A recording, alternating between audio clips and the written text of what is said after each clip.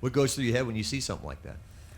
Me personally, I've never gotten a 10 in my life, so I was just like extremely excited and like knowing that I have the potential of getting a perfect score, it makes me want to work harder knowing that I can get there and also just makes me want to go in and out of the gym every day with the same mindset of just wanting to get to where I want to go.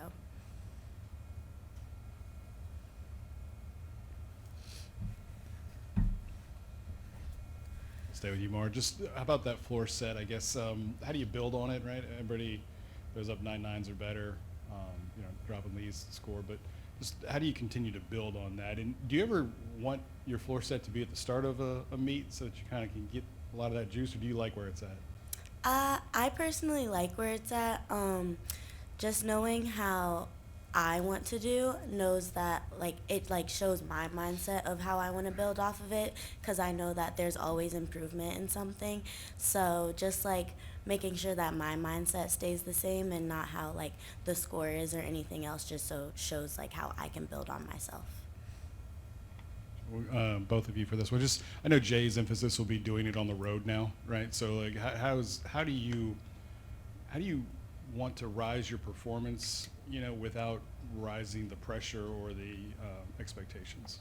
As of right now, as of right now, like we've said this in and out of meetings, like right now it's we're still in regular season, so making sure that we don't do anything like our normal is enough and we know that. So making sure that we continue to just do what we do inside of the gym and carry that over into the meets will help us continue to build off the meets in regular season and then will allow us to go into postseason with not doing anything more or anything less. For me, it's another step in our process, and I think it's another step for us to have 5 minutes in front of our face and another travel meet just to, like Amari was saying, get used to postseason and like how we're going to travel. But the key is just to focus on 5 minutes in front of our face and honestly what we're going to do today in practice, not focusing on this weekend of traveling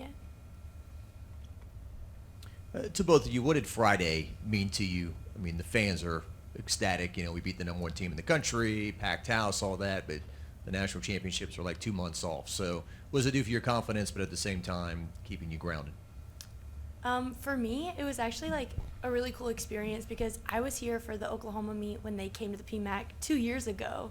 So I watched that meet and was just like, whoa, this is a really cool experience. And then getting to compete in it was just amazing. The PMAC was electric. The fans were amazing. The team was so bonded this meet, and it was incredible to be a part of it. So Yeah, kind of like what Kylie said. Like this meet was just like extremely fun. Like me personally, I like get extremely nervous for meets and like I try to block out the fun. But I feel like this meet just showed me like how much fun that we can have like in a family environment as well as just being so united together. But this meet is not our national championship. Like this meet didn't win us a national championship. So just knowing that we can and we have the potential to beat the number one team shows how good of a team we are. This is for both of y'all, but you guys are 9-0 when more than 13,000 fans come to the PMAC. How does the fan support help your performance during a meet? I think we talked about this a little bit, but it just feels like the fans pour in exactly where they need to, like for our energy, and they do a really good job with the other team too of like, I guess keeping the energy good, but not like too much for the other team, but it's just pouring in exactly where it needs to be for us. It's kind of the same. Like they pour into us and we continue to pour into each other. So it's just like everyone comes together and it just like, I don't know, just cool. It's for both of you. We'll start with Mark, if you don't mind. Just the freshman, Kalia being able to like contribute more each week, I guess, and just the composure that they both have. Are you surprised at how well they're performing under the circumstances? Oh yeah, I've told them so many times, like y'all are just extremely mature, y'all are so calm and like collective, and it's almost like I want to learn from them as much as they want to learn from the upperclassmen. So it's just really cool to see them go out there and just have the composure that they have when they compete. For sure what Amari was saying, it's very mature of them. They're mentally mature, physically mature, and it's just amazing to watch them day in and day out of the gym. And as students here, it's just been amazing to watch them.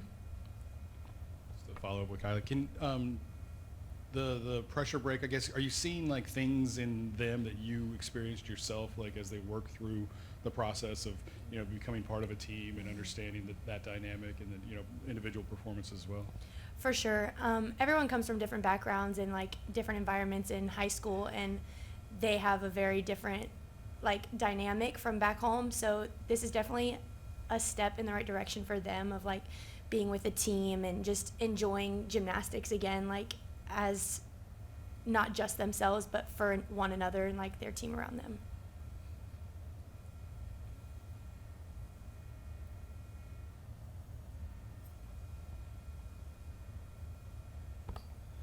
So you guys have played really well at home this season, but what do you think has tripped you guys up about playing on the road?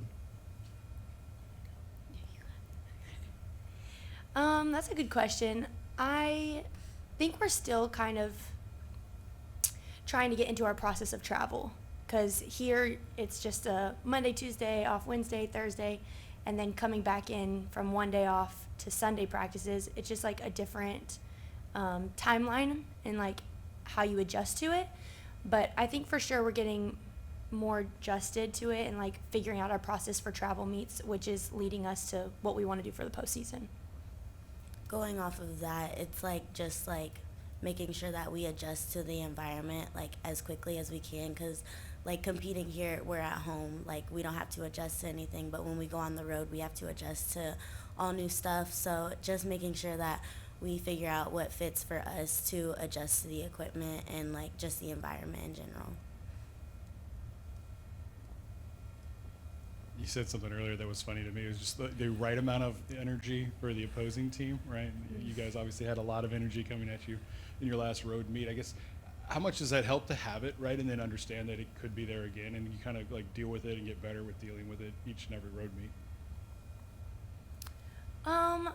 I like to say this a lot. Like, I love when it's super, super loud in there. Like, it's something that I've never experienced. So, like, getting to be able to lock into your own process and, like, pour into your team and, like, how they pour into you in a road meet is so much different than the PMAC, because, like, again, the fans pour into you. And so there it's kind of like they're pouring into their floor, like, especially for me since beam. So, like, when they do a good floor routine, it's really, really loud, but, like, taking that energy and like using it to lock in for beam and like also for my team.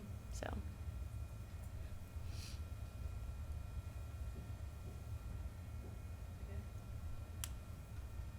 That's beautiful. Oh. Amari, just the floor collectively on Friday. I think you had a slight deficit going into the last one, but everyone just really elevated their game to a 49.7. What was the key there? Could you repeat the question? Just the way you finished on the floor collectively as a team this past week to get past Oklahoma. Everyone just performed so well. What'd you see out there? Oh, everyone just like, I knew when Kalia started her floor routine, I was like, oh, like, it's over with. Like, she just went, she was locked in, and she finished, and I was like, oh, this lineup's about to be crazy. And then Sierra went, and everybody just, like, build off of each other. And it was just, like, really cool to see, and, like, everyone get in their process and get back out. And I just thought it was, like, there's no key to that. Like, everybody was just doing what they had to do.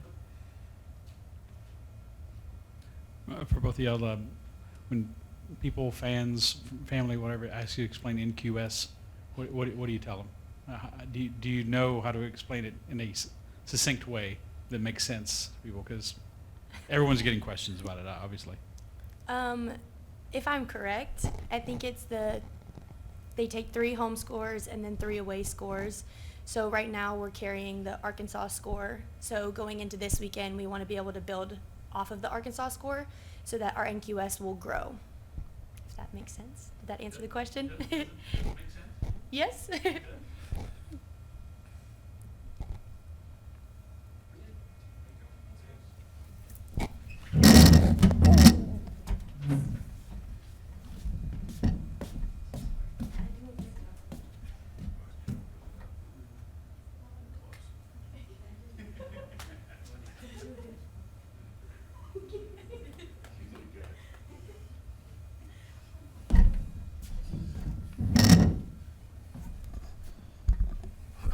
Amari wanted to know if she did a good job. Yeah, did great.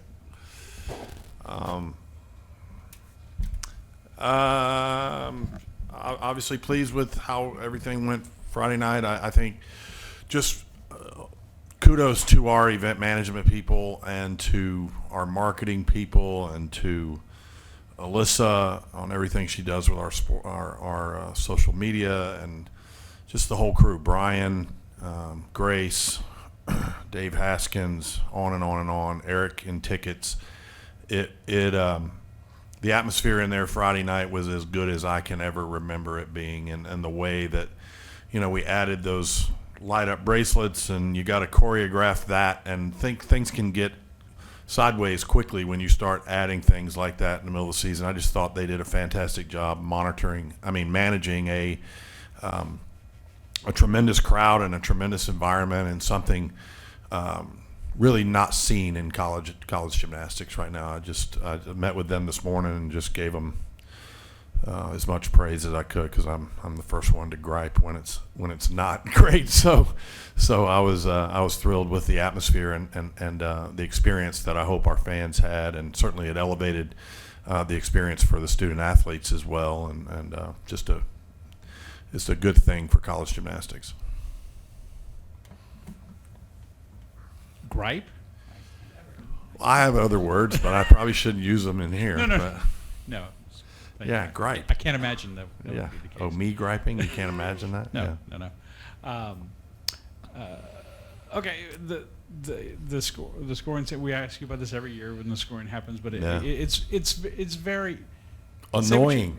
Say what you want about it, but it's at least y'all haven't gone to the open-ended scoring like in international competition, but it's very difficult for fans to understand how you can beat the number one team and drop in the national rankings. And I know you can drop the score if you get a good score this week, and that'll probably boost you back up. But still, it seems like a detriment to the sport. It is. It makes us.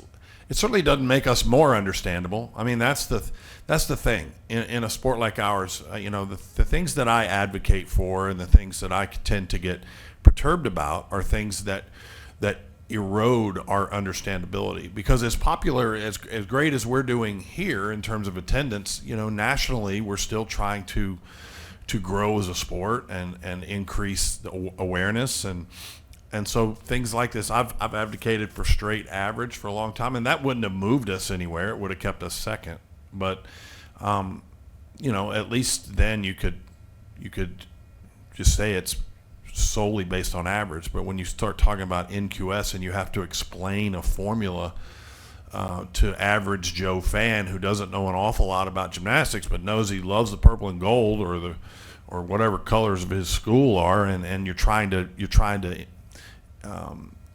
attract them to be a consistent part of your fan base, it just adds a layer of difficulty. So it is what it is. I mean, we've been dealing. This is not a new issue. We've had a variation of what used to be called an RQS, and then it went to NQS, and at the end of the day, it'll level itself out, and we'll see where everything goes. That's why it's important that we don't lay an egg when we go on the road, really, because you can avoid, having to explain it if you don't do that. It doesn't mean that we won't make mistakes, from time to time, because it is difficult when you get in other people's environment on their equipment, and that does take time to adjust. But we let one get away from us a few weeks back, and so that's the ripple effect. That was kind of what I was going to ask you. Like, in football, if you were number 3 and beat the number 1, you'd be the number 1. And Probably, yeah. I mean, it's probably not a guarantee anymore like it used to be, but because that committee decides everything now. But yeah, it's an oddity. There's no getting around it, and it's something that it doesn't. Some years it doesn't move things around a lot. This year there was a pretty seismic. There were some people that moved pretty significantly in the first week of NQS. I don't know who all of them are, but But again, we can't get wrapped up in that. I was joked with Kylie when you asked her that. Like, I'm kind of glad she doesn't really fully understand it, because it's just not something that we that's evidence of everything I tell you guys when we tell them not to get distracted by scores and judging and things that are out of their control. The fact that she really had a very sort of kind of incomplete understanding of how that works, I thought was perfect, because we really don't want them to be focused on that and where they're ranked and that kind of thing. And you were number 2, not number 3. That's Yeah. going into it. Yeah. So your fans are ecstatic. It's like a perfect night, packed house. We beat the number 1 team in the country and whatnot. How does the team absorb that in terms of confidence and, hey, we can do it? And then the national championships are like in mid to late April, right? So Well, I mean, in a perfect world, it's an emotional lift. It's a confidence builder. It's maybe a psychological advantage to know that you can compete with the absolute best on any given night. I don't think anybody's under any false illusion that Oklahoma had their best day, but at the same time, it should grow our confidence. But in this particular meet, we had a lot of emotional upheaval. Too. There was a lot of emotional energy that was drained. So we walked in yesterday, and I told them, we're not going to do much. We're going to get out there and stretch and do it. If you have an event that you feel like you need to get some work done on, great. But I made it basically optional practice yesterday because they were smoked, and I could feel it. When I'm tired the way that I was, I know they are. And most of that was just mental and emotional energy that we just needed an extra day of recovery. So if we got to give up a day of training to do that, then that's what we'll do. Do you have any updates on the Chase situation? I know you said she was going in for imaging. Yeah, it's been done. I think it's an Achilles injury, so it's we will move forward. I don't know that it's been scheduled to be repaired or what the date is just yet or anything like that. But she's it was a little bit unusual, but ultimately the result pretty much is the same.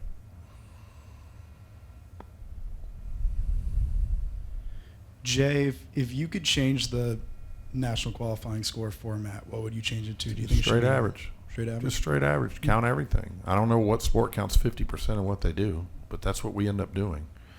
Like I don't even, the RQS or a formula like that has been around since before me. But we've advocated, there's been a movement to try and go to straight average for gosh, on and off for 15, 20 years.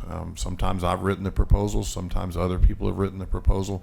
And we have these discussions that ultimately lead to, well, what if a team, they all come down and get sick and they have to forfeit the meet, and then you're going to make them count a 0. Okay, well, let's build a caveat in for that. Let's have some documentation process or something. But there's always some argument rooted in fear of what it might do, and I just think historically, when you go back and look at the data, it doesn't move things around all that much. And I think you get a little truer picture. But whether it's truer or not, it's more easily digested by new fans. And understandability is key for our survival as a sport. So that's really why I advocate for it. I don't. There have been issues. I can remember. I think Cal Berkeley. This was before Justin and Liz were there. I think their whole team got like norovirus or something, and they had to initially postpone and eventually cancel a meet one time. And so that happens once in a generation, and it becomes sort of the end all be all fear of changing to what we do. It's fine. I mean, it's fine for what it is. I mean, I really don't care that we're ranked 3rd. That doesn't matter to me right now. It doesn't matter to me in the least. What matters to me is that I have to answer these questions about it, because it is difficult for the layperson who doesn't know our sport to understand it. And I just wish we were more. And I want us to be as easily understandable as possible. And that's ultimately where I go with it. something that you and the coaches deal with, hunting a road score, I guess. How do you not translate that over to the girls, even though they all know they need one? Yeah, I mean, they know enough to know. I mean, and ultimately they're not oblivious to these things, and they're not oblivious to the fact that there's a regular season championship that we're competing for. They're not oblivious to any of the things that we talk about in this room and that fans emphasize and that kind of thing. But the point is that internally we de-emphasize it as much as possible, just because we have to be process and performance based in our thinking rather than outcome or perception. You know, we understand the value of all those things, but it just doesn't enter into the equation with how we prepare or the kinds of things we're saying, or a pre-meet speech that they're going to get from me is not going to be a fire and brimstone, run through a brick wall because we want to be number one kind of talk. That's not how it works in this sport. And you've got to keep things between the lines a little bit emotionally and stay focused on the task at hand and just take your next step as a team and as a program. Get a little better. You know, we measure ourselves against ourselves. And then against what everyone in the nation does that weekend, because ultimately that's part of our thing too. So yeah, it's complicated. Have you had any conversations with Aaliyah about getting some rest, and have you figured out a formula that might work? You know, I not since Friday night. We've talked about it a little bit before. Her body actually feels pretty good, according to what she's saying. We talked a little bit about changing her approach on that last pass. There's when you watch the video, there's real reasons that she's stepping out, technical reasons that she's stepping out of bounds. And I don't want to get into it right now, but I think we'll address that today. She kind of understands the correction that I gave her at the end of the competition, and I think it'll bode well. She'll be fine. What's your message to the LSU fans who come to support you every meet? The message is thank you. You know, it's what they have helped us create is something that I hope every recruit in the nation sees and that wants to be a part of. When you look at that place on television, because I go home after every meet because I can't sleep and the adrenaline's still going, and I rewatch our meet and I watch meets from around the country, and the way that place presents on television and the enthusiasm that just comes oozing out of the TV when you can hear it and see it, and it's special, it's different, it's unique, it's there's nothing like it, and there's other places that get big crowds. I think our fans do a good job now of being respectful. I was proud of our students. I asked the Oklahoma coaches, did they have any problems over there by Beam? Because I don't want that for us. Even though we experience it sometimes in other places, we want our fans to be crazy and enthusiastic when it's appropriate. Again, there's an appropriate way to be obnoxious, and we want them to be obnoxious when it's called for in the time. But all accounts were that our fans were respectful. The volume, during the beam sets was respectful. We didn't do any gimmicks or anything while they were on balance beam. That to me is important, and so I am proud of the environment that our fans and our department have helped us create, and it's taken a lot of work and a lot of years and to do that, and it's been pretty steady. Our first sellout was in 2015, and we really haven't looked back in any real large way since then. And so they've stayed with us, and it hasn't always been pretty along the way. We didn't win a championship till last year, and so but they've stuck with us, and they've been incredibly supportive and ardent and vocal, and it's different, and it just embodies the entirety of the fan base for LSU as a whole. I mean, it's that way across the street for baseball. It's that way for women's basketball. It's that way for football, and I know that our fans are across the board just the best. There was a lot of talk on social media about Oklahoma leaving the floor and something like that. I just wanted if you wanted to address it. You're a coach. I read that they came back, that they had some kind of meeting and came back. What is your understanding? You're a coach and your meet's over and the last routine goes and she pulls her team in the tunnel so they can hear her talk because the environment is so loud with Haley Bryant going on floor. That's perfectly understandable. The people on the internet want to make a mountain out of everything, man. And they don't want to contextualize anything.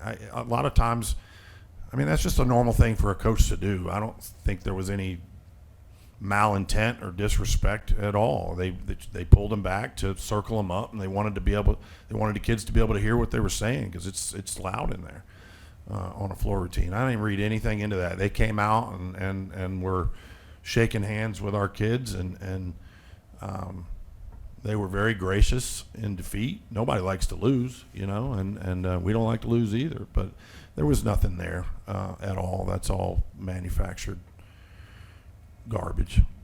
Yeah. Quick follow-up. So Chase Brock, she won't compete this week?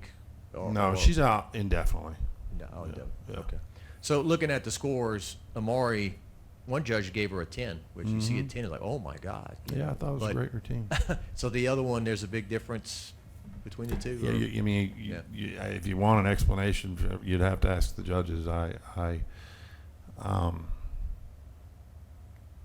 thought it was the best routine Amari has done this year to date. I wouldn't say that I 100% think it was a 10, but I don't know that I thought it was a 9.9 either. I thought the average probably was right at the end of the day. 9.95 is nothing to sneeze at, so we'll take it. If we're complaining about 9.95s, then we are misplaced in our energy a little bit.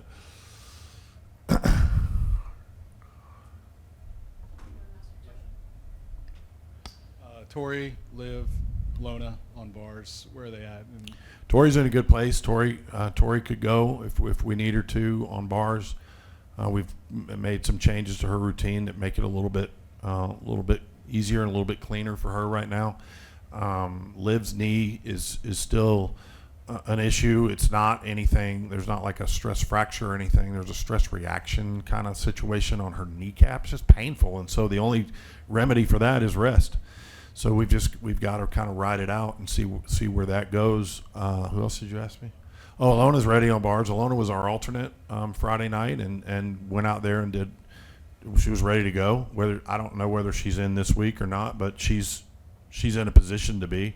We're seeing movement in other places. Connor vaulted yesterday, and last week moved her double layout off the rod floor to the spring floor, and she's been cleared to tumble since the 6-month mark, and so I think we're at 8 months, but now she's beginning to be able to do routines or close to that.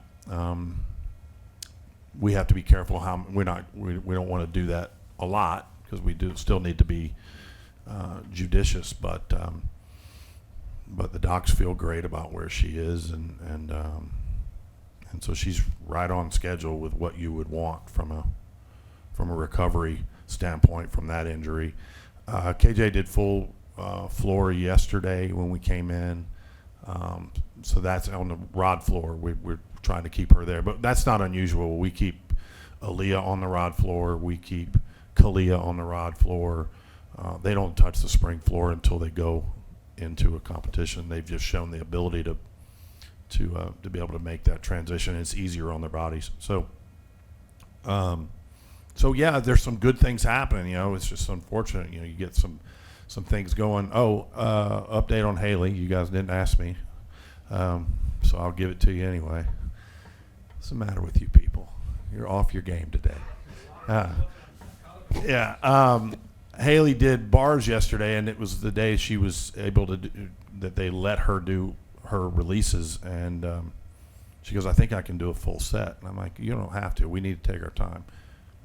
She cranked one out like she hadn't missed a beat. So she's an option on bars going forward. Whether or not it happens this week or not, I will not commit to that one way or the other right now, but she's back in the mix there. So things things are moving in the right direction. But as I mentioned, you know, we're kind of past that halfway point, and there's not a whole lot left. So if whatever experimentation or changes that we have the ability to make, we need to do ASAP if we need to take a look at things.